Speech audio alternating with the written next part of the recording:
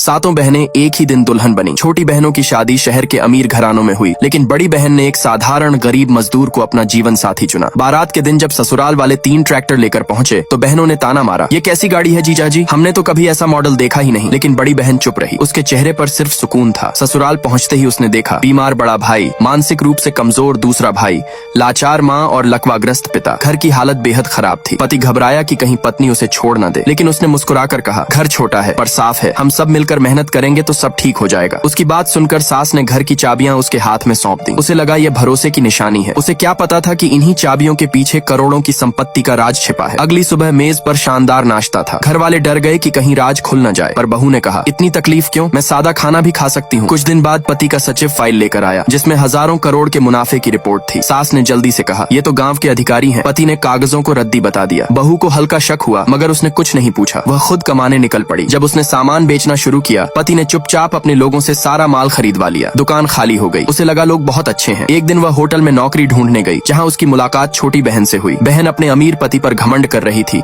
और बड़ी बहन को नीचा दिखा रही थी। तभी शहर का सबसे बड़ा बिजनेसमैन होटल में आया। सब लोग सम्मान से खड़े हो गए। बड़ी बहन नहीं जानती थी कि वही उसका पति है। छोटी बहन ने घमंड में आकर बड़ी बहन को सबके सामने अपमानित किया और उसके हाथ से घर की चाबी छीन ली। वह रोते हुए विनती करती रही। तभी गूंजती आवाज आई, हिम्मत कैसे हुई मेरी पत्नी को छूने की। सब सन्न रह गए। वही बड़ा बिजनेसमैन आगे आया, अपनी पत्नी को सहारा दिया और बोला, अब सच बताने का समय आ गया है। तब सबको पता चला, जिसे वे गरीब समझ रहे थे वही करोड़ों की संपत्ति का मालिक था। और उस दिन के बाद सातों बहनों की किस्मत सच में बदल गई।